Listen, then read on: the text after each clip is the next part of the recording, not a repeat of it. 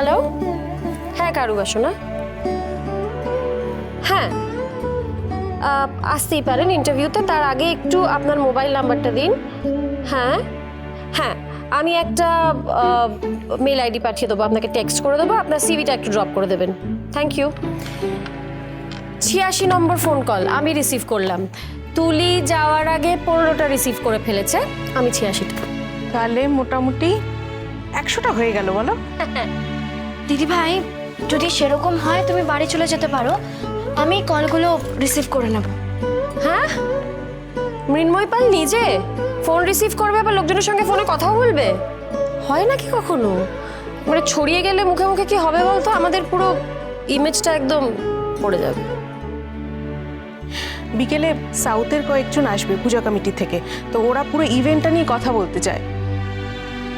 সে কি, আমরা তো এখনো পর্যন্ত আমাদের এই নতুন উদ্যোগের ব্যাপারে তেমনভাবে কাউকে কিছু জানাইনি। দেখ বিনু, একটা অনেস্ট ইনিশিয়েটিভ থাকলে সেটা সেরকমভাবে জানাতে হয় না, মুখে মুখে ঠিক ছড়িয়ে যায়। তারপর যদি স্বয়ং মৃন্ময়ী পাল থাকেন সেই কাজের সঙ্গে, তাহলে তো কোনো কথাই নেই। ধুর, আমি আর কি করছি, যা করছো তো তোমরাই করছো। আচ্ছা শোন, আমাদের যা কেনাকাটা করার আছে সাজানোর জন্য একটা লিস্ট বানিয়েছি, কালই এক ফাঁকে গিয়ে করে নি, চল। হ্যাঁ হ্যাঁ, সব তৈরি করে ফেলতে হবে, কারণ ইন্টেরিয়ারটা আমাদের নিজেদের দেখে শুনে স্টার্ট করে দিতে হবে, যত তাড়াতাড়ি সম্ভব করে নেওয়া উচিত। একদম ঠিক বলেছো বর্ষা দিদি। জানো তো, আমি না ভাবতেই পারিনি যে প্রথম বিজ্ঞাপনেই এতগুলো ফোন আসবে। শোন, শুরুটা ঠিক যতটা সুন্দরভাবে হয়েছে, শেষটাও যাতে ততটাই সুন্দর হয় সেইভাবেই আমাদের এগিয়ে যেতে হবে। দাদা ভাইয়ের কথা খুব মনে পড়ছে, জানো তো। আসলে ছোটবেলা থেকে তো দাদা ভাইকে দেখেছি এই কাজগুলো করতে, থাকলে খুব ভালো হতো। শোন, যেটা নেই সেটা নিয়ে ভেবে কোনো লাভ নেই, ভাবতেও নেই, বরং আমরা নিজেরা ভালো করে কাজটা করে সাকসেসফুল হয়ে সবাইকে দেখিয়ে দিই যে একা মেয়েরা যদি চায় তাহলে শূন্য থেকে শুরু করে একেবারে আকাশ ছুঁতে পারে, বুঝলি?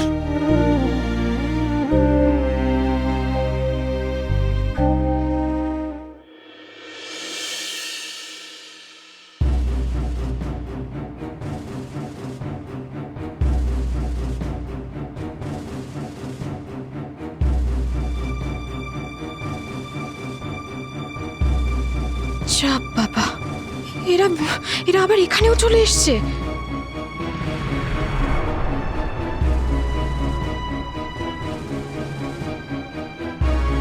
আমার মনে হয় মেয়েটা কোনো লরি বা ট্রাকে উঠে পালিয়েছে। চারিপাশটা ভালো করে দেখে নিয়েছো তো? কোথাও লুকিয়ে নেই তো? না স্যার, কোথাও নেই। আমি হাইওয়ে টোল প্লাজাতে খবর পাঠাচ্ছি, ওখানে নাকা চেকিং শুরু করতে হবে। চলো এখন।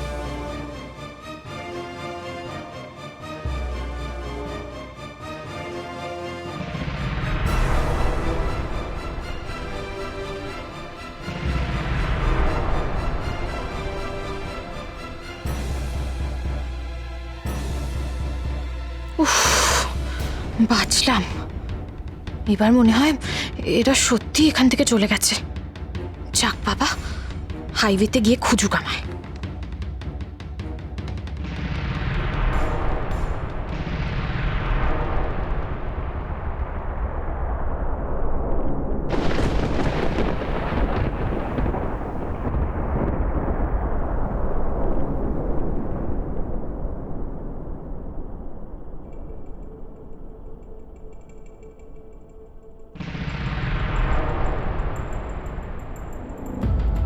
বাবা, এর মধ্যে এত কিছু ঘটে গেছে। আরো অনেক কিছু ঘটবে, শুধু আমার কথা মতো তোমাকে চলতে হবে। আমি মানে কি হলো, কি এত ভাবছো? না না, সেরকম কিছু না, কিন্তু আমি পালবাড়িতে ফিরবো কি করে? মানে আমাকে কেউ ওখানে দেখলে তো পুলিশ আবার ইনফর্ম করে দেবে। কিচ্ছু হবে না, আমি আছি তো, বলছি তো কিচ্ছু হবে না। আর তাছাড়া তুমি পালবাড়িতে যাবেই বা কেন? তুমি তো মিনুর নতুন অফিসে যাবে। অফিস মানে সেটা কিভাবে? আহা, আবার সেই বোকার মতন প্রশ্ন। আমি তো বলছি সব দায়িত্ব আমার। শুধু একটা কথা তুমি আমাকে বলো যে সোম আর মিনুকে শেষ করার জন্য তুমি কতটা যেতে পারবে? যতটা দূর যাবার দরকার। আমি তো বলেই এসেছিলাম, বদলা আমি নেবই। তবে ওরা আমাকে যতটা কষ্ট দিয়েছে তার দ্বিগুণ আমি ওদের ফিরিয়ে দেব। কষ্ট শুধু তোমাকে একা দেয়নি জাহ্নবী, আমাকেও দিয়েছে। নালে দেখো না, আমি আমার ঘর বাড়ি ছেড়ে, সম্পত্তি ছেড়ে, সব কিছু ছেড়ে রাস্তায় রাস্তায় ভবঘুরের মতন ঘুরে বেড়াচ্ছি। আর এই সোম মিনু আমার মুখের উপর কথা বলার সাহস পায় কোত্থেকে? মিনুর সব অহংকার এবার আমি মাটিতে মিশিয়ে দেব। ওকে বুঝিয়ে দেব যে ওর একারই ক্ষমতা নেই, আমাদেরও আছে। ভেরি গুড, এই তো একেবারে জায়গায় এসে গেছো তুমি। বলো দাদা ভাই, আমাকে কি করতে হবে? হ্যাঁ বলছি, তার আগে এইটা এবার দেখো তো।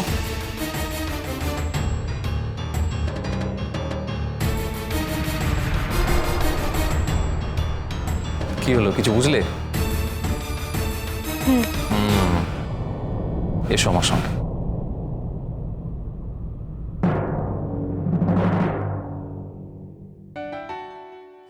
না, আমি খাবো না। আচ্ছা তুমি দেখো, বলেছো ভাত খাবে না, চাউমিন খাবে। কৃষ্ণা পিসি তোমার জন্য বানিয়ে দিয়েছে, তুমি না খেলে কৃষ্ণা পিসি কত কষ্ট পাবে না? ঠিক আছে, আমি তো ভেবেছিলাম খাবো, যে মাম্মা যে বললো যে মাম্মা তাড়াতাড়ি চলে আসবে। আচ্ছা মামামের অফিসে তো সবই পুজো শেষ হয়েছে, কত লোক এসেছে, মামামের সঙ্গে দেখা করবে।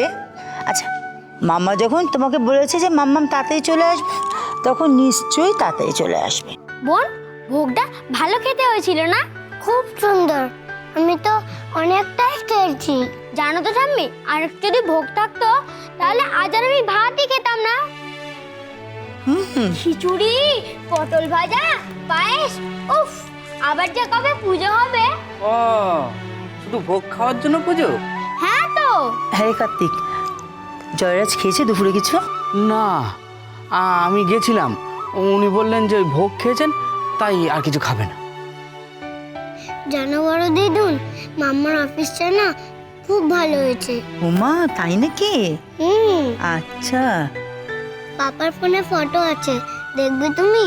না না না, শোনা শোনা শোনা শোনো শোনো, পাপা এখন বিশ্রাম করছে। বাবা উঠুক, আমি তারপর দেখবো। আমার যদি স্কুল না থাকতো তাহলে আমি রোজ মাম্মার সঙ্গে অফিসে যেতাম। আমি তো বোন, আজকে ভেবেছিলাম যাব, কিন্তু যেতেই তো পারলাম না। আজকে এই ড্রয়িং ক্লাসে এক্সামটা পড়তে হলো। আচ্ছা, তা ওখানে কি আঁকলে আবির বাবু? কুড়ে ঘর আর নদী। বাহ, আচ্ছা আমার একটা ছবি এঁকে দিতে পারবে? ও মা, তোর আবার আঁকার ছবি কি দরকার পড়লো? শখ বলতে পারেন, শখ। আমাদের দেশে যারা জমিদার ছিল, ওই ঘোষাল বাড়ির ছোট ছেলে আমার সাথে খেলতো। তা একদিন ওর সাথে ওদের বাড়িতে গেছিলাম। ওরে বাবা, গিয়ে দেখি কত বড় বড় হাতে আঁকা ওদের সব ছবি। ওই দেখে না আমারও খুব ইচ্ছা, যদি কেউ হাতে একটা ছবি এঁকে দেয় আমার জন্য। তুমি চিন্তা করো না, আমি ভালো করে ছবি আঁকা শিখে তোমার ছবি এঁকে দেবো। জল রঙের নয়, অয়েল পেন্টের। এই সময় আবার কে ফোন করলো? দেখ না একবার।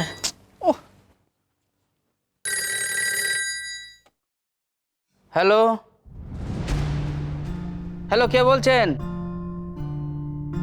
দূর, কিছু শোনাও যায় না। ওহ, বিরক্তিকর।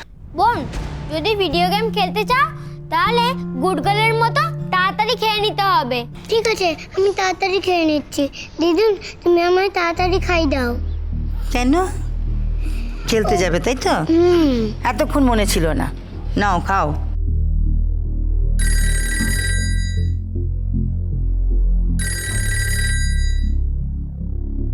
হ্যালো,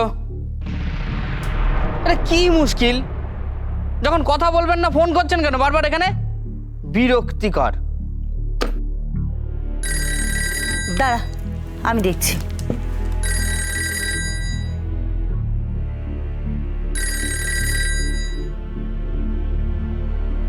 হ্যালো, কে?